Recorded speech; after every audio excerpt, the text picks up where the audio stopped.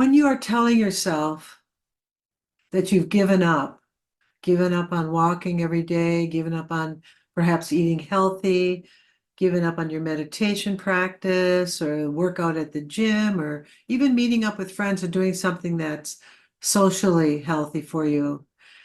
And you begin to feel pulled down by that and feel disappointed in yourself. But still, you may end up still passing the time doing something like watching Netflix. That would be my go-to, or playing video games or shopping online. So it's not that we don't have the time or the space or the place to do these things that we feel are important or know are important for us. It's that we're moving further and further away from them. This giving up on something that we know is good for us, that we know will, in the short and long run, feed our souls, improve our well-being, help our physical, mental, and emotional, as well as our spiritual strength. This giving up is actually part of the human condition. So instead of focusing on how you are feeling bad about giving up or getting into that loop of, oh God, I'm just a bad person, or I don't have it, or I'm too tired. That it can be challenging. It can be difficult to feel that sense of, oh, I have to start again, begin again, or go back, because, oh, I've gained so much more weight already again, or I've been so far from my meditation practice that what's the, use of going back to it? All that negativity that arises to basically to strengthen that pattern and that human condition of, I've given up.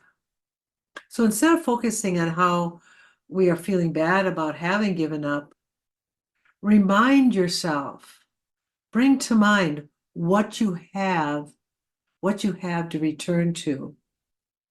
You will, like most people, return to it. You're more likely to return to the yoga practice, the healthy eating, the going to the gym, the yoga practice, or even the club that you belong to that you stopped going to, the social club. It's most likely, there's evidence of this, that you will end up returning to it at some point. So bring that to mind, that this is actually something I've given myself to return to, that I will return to it at some point. Have this attitude, invite this attitude of, okay, I've fallen off the wagon.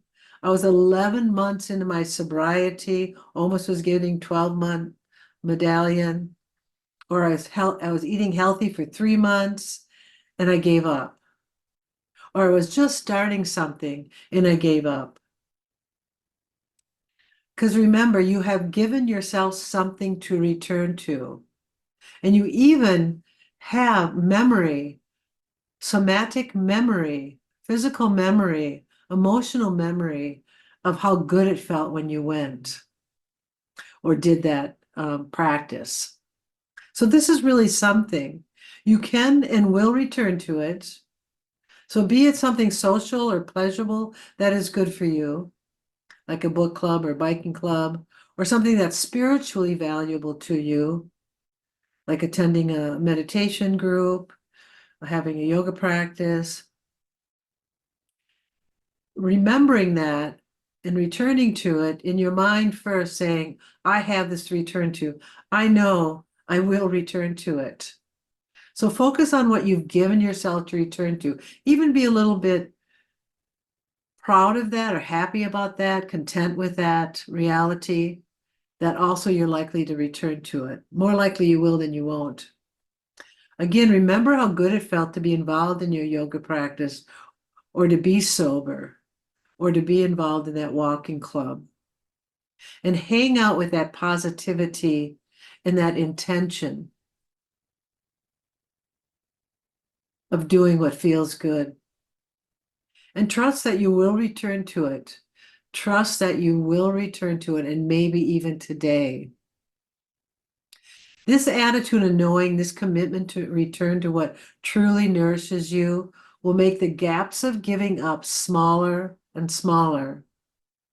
The times of giving up will be briefer, where in some cases you will be returning to your walks or meditation practice more and more often, so that and to the point where it becomes a daily routine.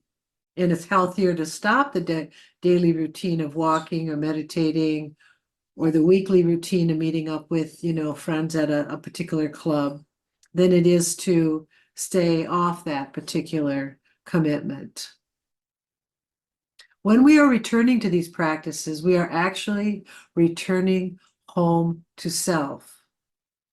The kindness and commitment to self brings us home, where we find peace, joy, and actually that enthusiasm that got us to identify these as meaningful practices and lifestyles in the first place.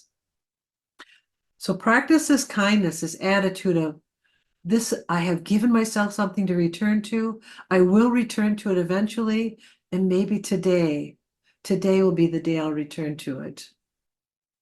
One dynamic, as I finish this up, one dynamic that helps us return home to self is being among others who too are coming home and returning home and have practices that invite them on a daily basis to come home to self.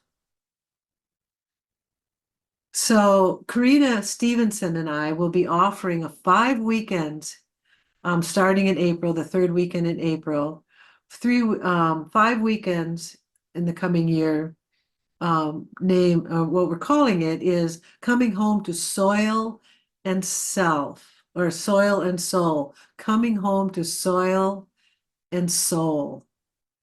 So this timely offering begins in the third week of April, and we will be connecting with self. We'll be coming home to self and connecting with nature and coming home to nature together. I hope you join us. Thank you. Bye-bye.